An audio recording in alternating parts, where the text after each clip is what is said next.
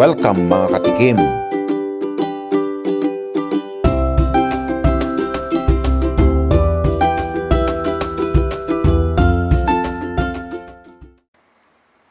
Hello mga kaibigan at mga katikim. Ngayon po ay magluluto ako ng Cajun chicken with seafoods. Ayan, ano? Ito po ay medyo Pinoy version, no? Konti lang naman dahil sa hindi lahat ng ingredients ay available dito sa Pilipinas. Kaya pakikita ko po sa inyo kung paano magluto ng Cajun food ngayong araw na ito. Okay, so ito po ang aking paglulutuan, itong pot. Yan, okay, so tama na itong size na to. Okay, so bubuksan na natin ang ating induction. Tapos lalagyan natin ng broth.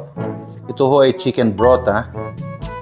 At dito ko na rin pinakuluan yung shrimp kanina. Yan, tubig. Pakukuluan ho natin yan.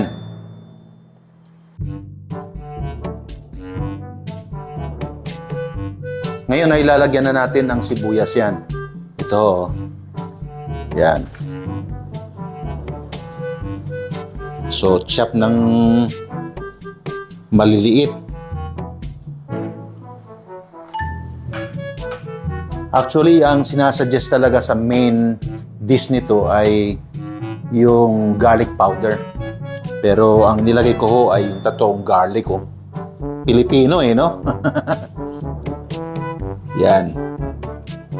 Hindi garlic powder ang nilagay ko, kundi talagang yung garlic talaga. Tapos pakukuluan ho natin yan, ha?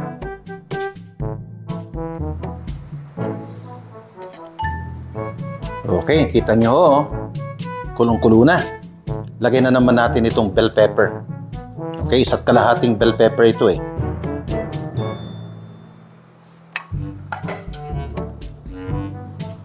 Yan.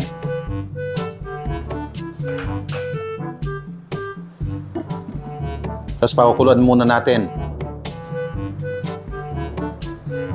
Okay, ngayon kumukulo na, lagyan na natin itong celery. Nilagyan ko rin ng konting dahon ng celery ito, ha. Ayan. So, depende sa gusto ninyong dami ng celery. Pero sa akin, itong maliit na container lang. Tapos pakukuluan ho yan. Tapos palalambutin.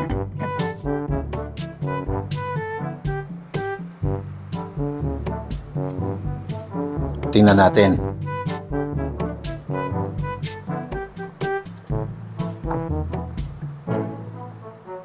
Yan, palalambutin muna natin itong gulay, ha.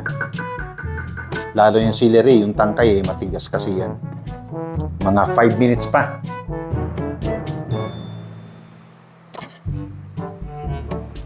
Bango na. Yung lalagyan ko ng bay leaf, ayan, oh.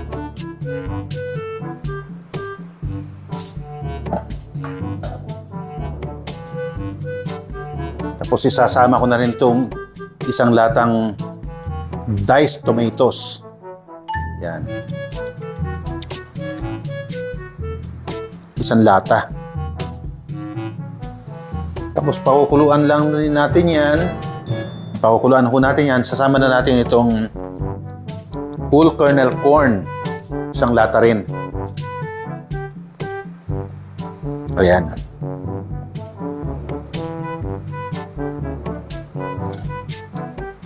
Tapos tatakpan na naman at pakukuluan na naman yan. Siguro mga 15 minutes pakukuluan yan. Yan, habang pinakukuluan yan, pagka kumulo yan, 15 minutes, okay na siguro yan.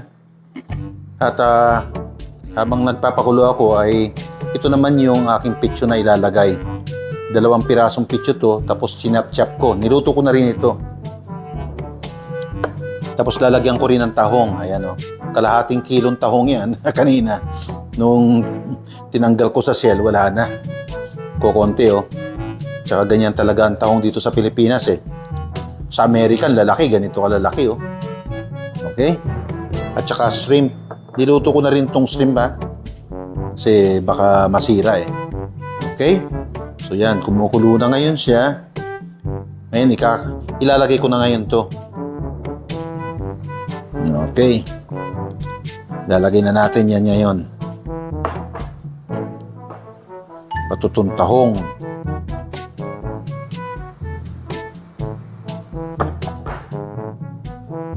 At syempre, kasama rin itong chicken, no? Dalawang breast ito.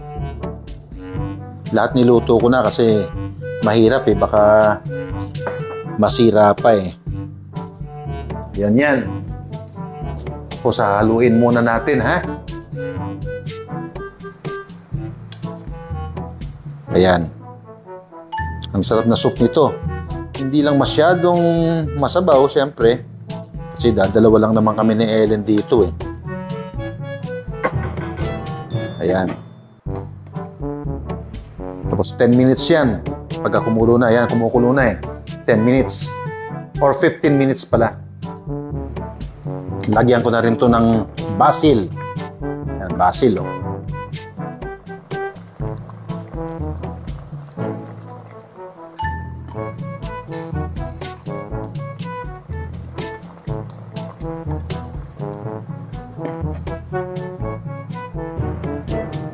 Okay. Lalagyan ko naman siya ng black pepper ngayon. Ayan, malapit ng 15 minutes.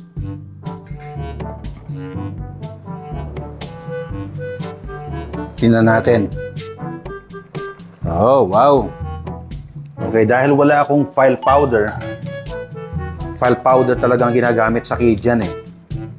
Gumawa ako ng special. Okay, ito po. Yan o. Cajun seasoning. Ang ilalagay ko dyan. Replacement. Okay. Yan.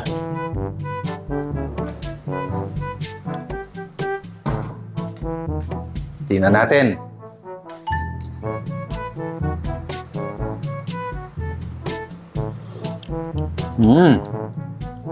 Ayos. At yan ay pakukulaan ko ng mga 4 minutes pa.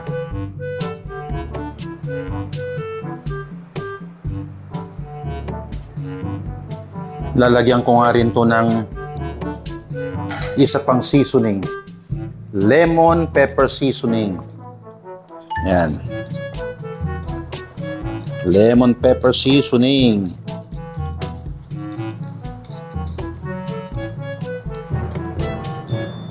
Okay. Konti pa.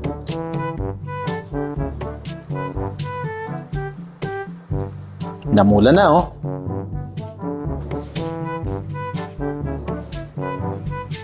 Hindi ko pa nilalagyan to ng asin.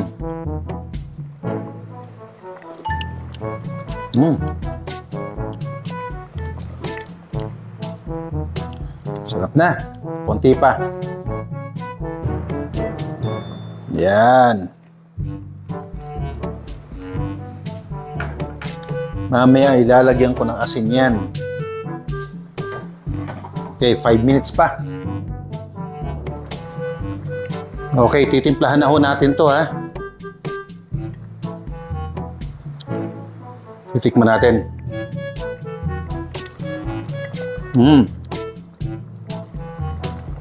Titimplahan natin ng asin.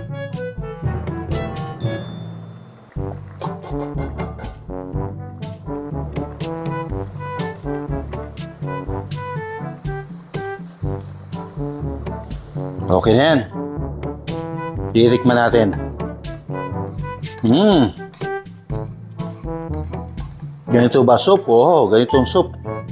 Konti lang ang sabaw kasi dadalawa lang kami rito. Ayos.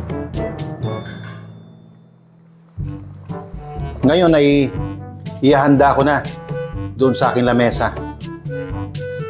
Ngayon naman ay ililipat ko na itong niluto ko dyan. Soup. Wow, ang sarap nito. At ilalagay natin dito. Ayan. At ito na lang ang gagamitin ko.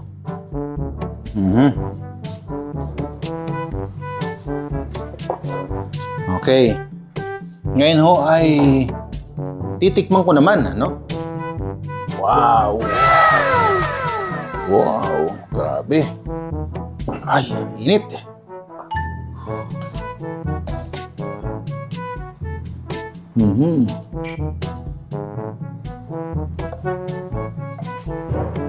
Teka.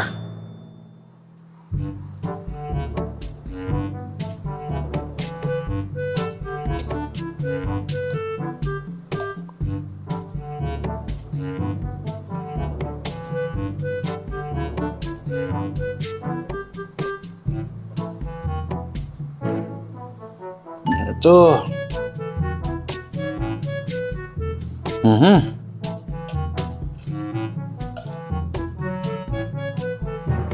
Ito mga kaibigan at mga katikim, oh. Ang sarap, oh. Yan, oh. Okay. Ngayon ay i-enjoy ko na siya. Sandali lang. Kukuha ko ng Cubiertos. Okay. This time, magpe-pray muna tayo, ha? Ama namin, maraming salamat po sa pagkain. Gamitin mo maging kalakasan ng aking physical na katawan sa pangalan ni Jesus. Amen. Okay. Titikman na ho natin.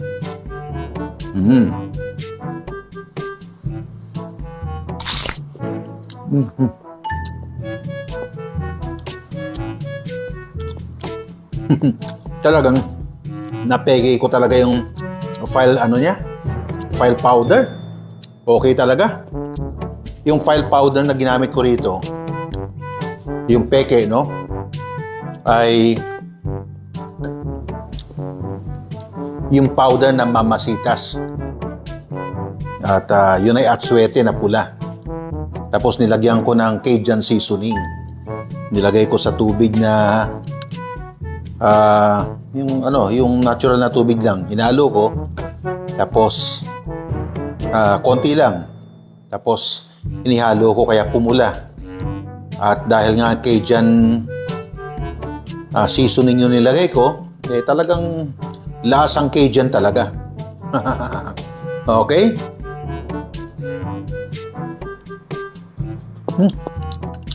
Ang sarap. Makita nyo, ha? Next time, talagang yung fine powder na talagang gagamitin ko.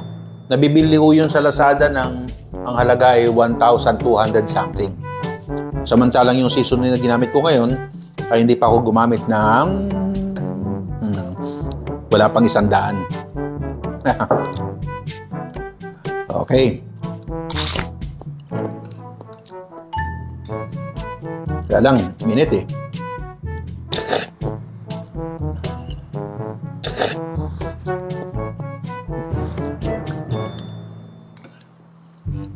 Okay, yan ho yan, mga katikim.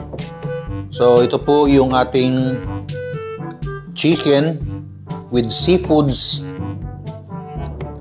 Cajun. Okay? Huwag po nagpapasalamat na tayo nagkita-kita at nagsama-sama na naman ngayong araw na ito. So, kung hindi pa po kayo nagsasubscribe, please pakiclick lang po ang button dyan at pwede po kayong i-click nyo po yung notification bell para lagi kayong updated sa aking mga postings.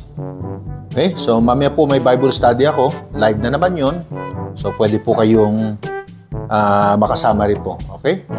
So ako po yung nagpapasalamat. Muli tayo nagkasama-sama hanggang sa susunod po mga kaibigan. God bless you. Bye-bye!